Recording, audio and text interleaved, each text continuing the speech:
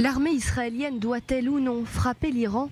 Les Israéliens sont partagés. Selon une enquête réalisée par un institut de sondage, 51% des Israéliens soutiennent une frappe contre l'Iran, et ce même sans l'approbation des États-Unis. A l'inverse, 31% assurent qu'une frappe ne peut se faire sans l'approbation de Washington.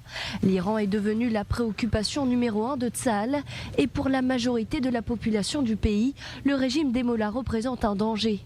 54% des sondés assurent que Téhéran est une menace existentielle pour Israël. 13% assurent que l'Iran représente un petit danger pour l'État hébreu. Les avis sont différents entre les Israéliens juifs et les Israéliens arabes. Si une grande majorité de la population juive pense que l'Iran constitue un danger existentiel, seuls 19% des Arabes israéliens est du même avis. De son côté, Tsahal se tient prêt. L'armée de l'air va mener des exercices militaires de grande envergure au printemps prochain. Objectif, simuler une attaque contre des installations nucléaires iraniennes. Plusieurs avions de combat vont être mobilisés, des F-15, F-35, F-16, mais aussi des avions espions. Ils simuleront des vols au-dessus de la mer Méditerranée à plus de 1000 km de distance.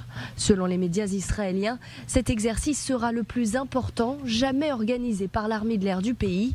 Un exercice de plus alors que Tsahal a intensifié ses entraînements militaires ces dernières semaines, signe que l'option d'une frappe aérienne est bel et bien envisagée par Jérusalem.